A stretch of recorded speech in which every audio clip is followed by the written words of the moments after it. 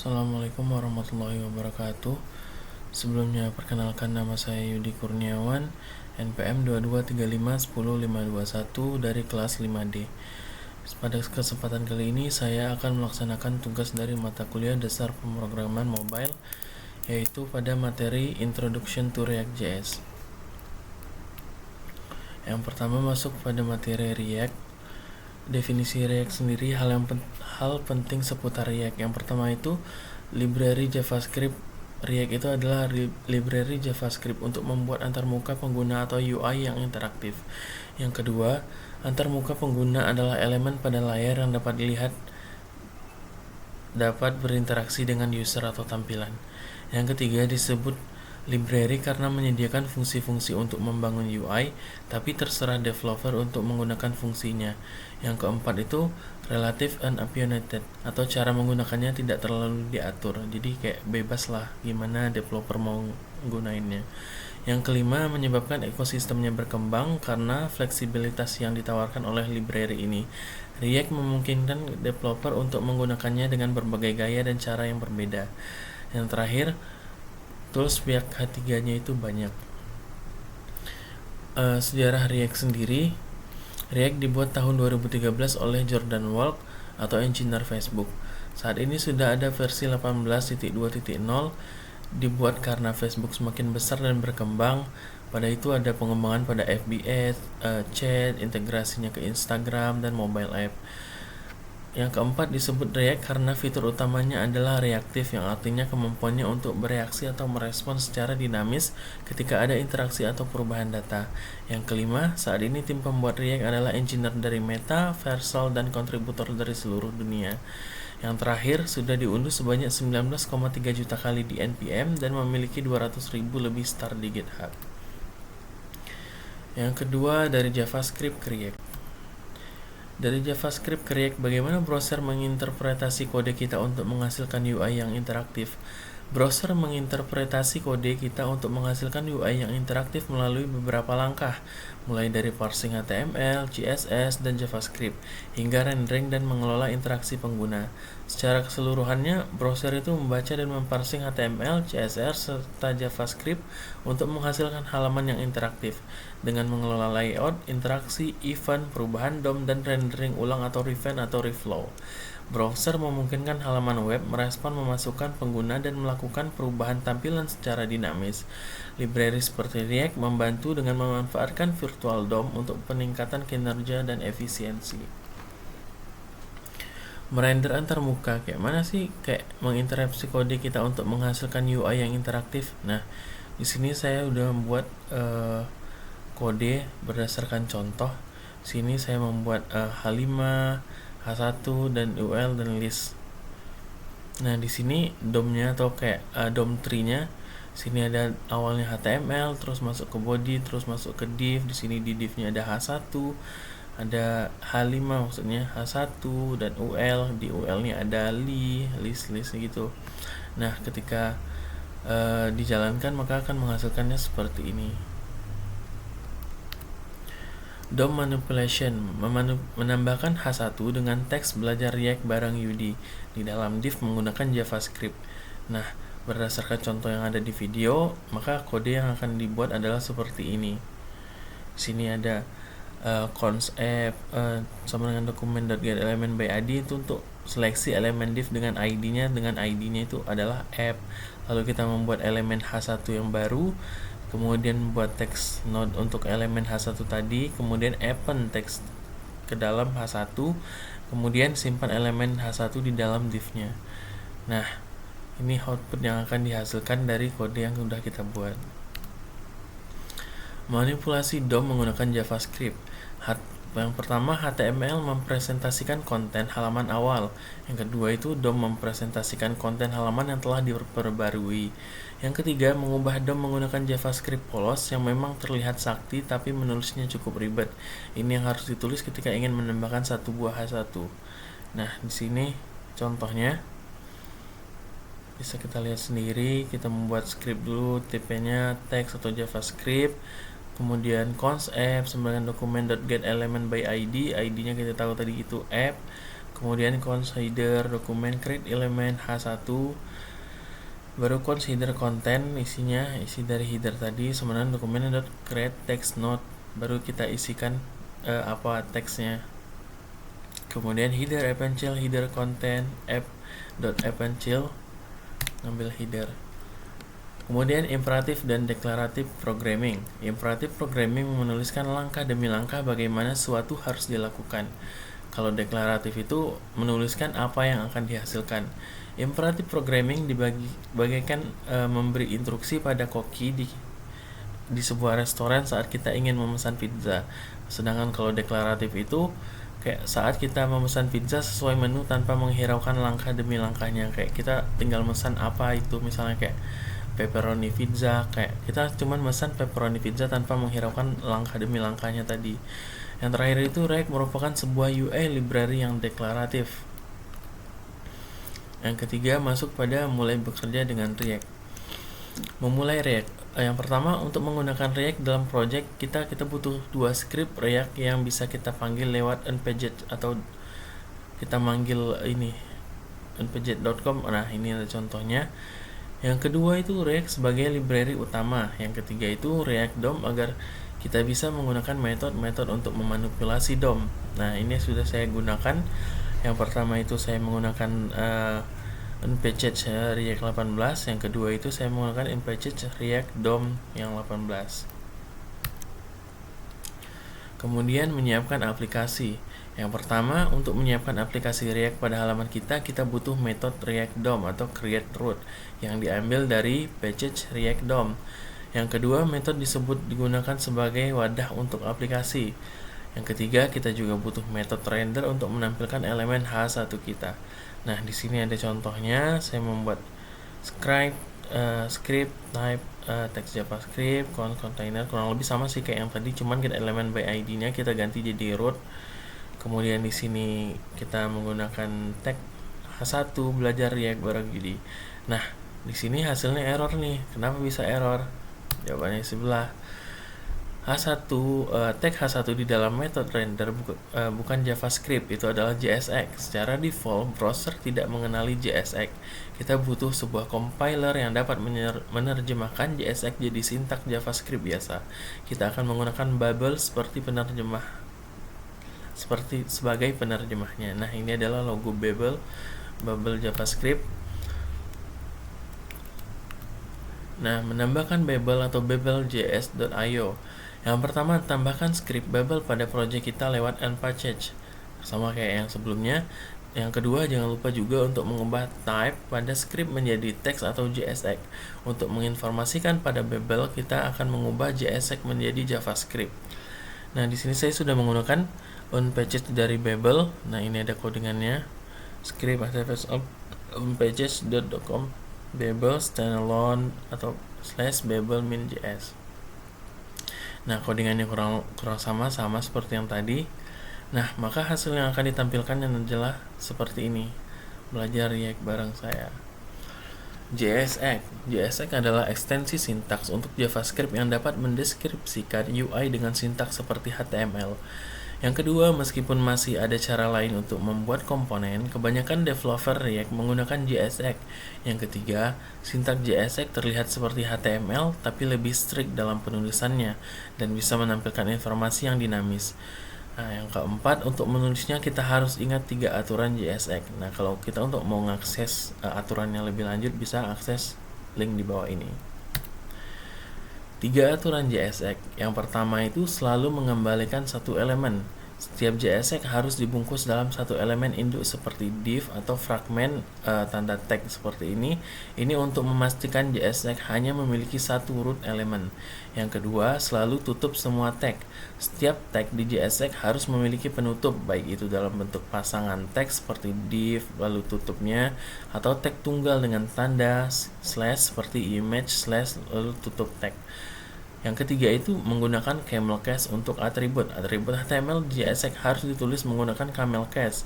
Misalnya class menjadi class name dan onClick menjadi onClick. Di sini kita menggunakan huruf besar pada kata keduanya. Materi keempat itu prerequisite atau apa yang harus kita kuasai lah sebelum masuk ke ini, ke React. Nih, di sini ada materi yang harus dikuasai. Yang pertama itu ada HTML dan CSS, yang kedua itu JavaScript fundamental, yang ketiga ada DOM atau Document Object Model, yang keempat itu ada Modern JavaScript atau S6, yang kelima itu Git dan CLI atau Command Line Interface, yang keenam atau yang terakhir itu Package Manager, yaitu ada Node.js dan NPM. Modern JavaScript. Di modern JavaScript kita harus paham yang namanya variable, yang let dan cons, kayak bagaimana kita menggunakan let dan cons, kapan kita menggunakan let dan cons. Yang kedua itu ada function dan arrow function, yang ketiga ada object dan class, yang keempat ada array dan array methods, yang kelima ada destructuring, yang keenam ada template literals, yang ketujuh ada ternary operator, dan yang terakhir ada modules dan import atau export syntax. Editor setup apa aja nih yang kita pakai kalau kita mau React gitu. Yang pertama kode editornya kita pakai VS Code, yang kedua linter kita pakai ESLint, yang ketiga kita kode formatter ada pakai Prettier ini biar kode kita lebih rapi. Yang terakhir itu browser extension kita pakai React Developer Tools. 5 konsep utama pada React. Ini konsep utamanya atau core konsepnya. Yang pertama itu ada komponen, ada props, dan stats. Apa sih itu komponen? Komponen adalah blok penyusun utama dalam React. Mereka seperti fungsi JavaScript yang mengembalikan elemen UI. Komponen dapat berisi berupa fungsi, fungsional komponen, atau class components. Yang kedua itu props. Props itu adalah singkatan dari properties. Adalah cara untuk mengirim data dari satu komponen ke komponen lainnya. Props bersifat read only dan tidak bisa diubah oleh komponen penerima, hanya dapat digunakan untuk menampilkan atau memproses data. Sedangkan state adalah objek lokal yang dimiliki oleh komponen untuk menyimpan data yang bisa berubah. Tidak seperti props, state dapat diubah secara langsung oleh komponen itu sendiri dan digunakan untuk merender ulang komponen saat ada perubahan. Kemudian membuat UI menggunakan komponen. Yang pertama, UI bisa dipecah menjadi bagian-bagian kecil yang disebut dengan komponen. Yang kedua, dengan komponen kita bisa membuat potongan kode yang mandiri dan bisa digunakan kembali. Yang ketiga, anggap saja sebagai blok-blok Lego di mana kita bisa menyusun potongan-potongan kecil untuk membuat struktur yang lebih besar. Dan yang keempat atau yang terakhir, jika kita ingin mengubah sebuah elemen pada UI, kita hanya perlu mengubah komponennya saja. Nah, di sini saya sudah memiliki contoh dari video. Di sini ada media komponen, ada image, ada description, ada button. Di mana di sini sebagai image, di sini sebagai description-nya, di sini sebagai button. Kemudian membuat komponen. Yang pertama, komponen pada React pada dasarnya adalah function pada JavaScript. Yang kedua, nama function ditulis diawali dengan huruf besar. Yang ketiga, function mengembalikan elemen UI yang akan dijadikan komponen dan ditulis dengan JSX. Yang terakhir, dipanggil sebagai tag HTML saat dirender. Kemudian itu komponen bersarang. Yang pertama, sebuah aplikasi biasanya di dalamnya terdapat banyak komponen. Yang kedua, kita bisa menyimpan sebuah komponen di dalam komponen lain. Yang ketiga, misalnya kita mau memasukkan komponen header tadi ke dalam komponen homepage. Yang keempat itu buat function untuk setiap komponen yang akan dibuat. Kemudian menampilkan data menggunakan props. Dalam HTML biasa, kita bisa menggunakan atribut untuk mengubah perilaku dari sebuah elemen. Kemudian seperti contohnya atribut src di dalam elemen image bisa mengubah sumber gambar yang akan ditampilkan. Mirip seperti itu, kita juga bisa mengirimkan properties sebagai informasi untuk sebuah komponen yang disebut dengan props. Kemudian yang terakhir, props tersebut ditangkap sebagai objek saat komponen dibuat. Ini menampilkan tulisan berbeda untuk header. Nah, di sini saya membuat function homepage.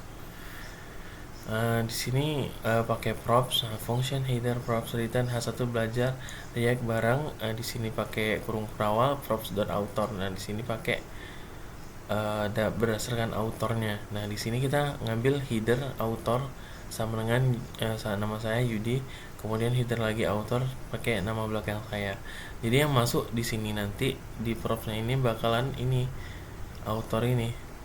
Kan kita buat 2 kali, maka yang muncul akan 2 kali juga dengan isian yang berbeda. Kemudian menampilkan elemen menggunakan pengulangan. Yang pertama sangat umum, kita ketika kita ingin menampilkan banyak data menggunakan pengulangan. Yang kedua, salah satu caranya adalah dengan menggunakan metode pada array. Yang ketiga itu untuk memanipulasi data dan menampilkan elemen UI yang identik secara style tapi berbeda informasinya.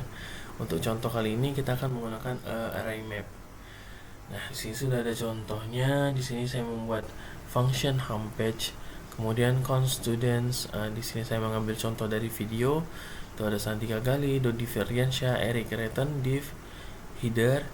Kita buat all student, kemudian pakai map student list student.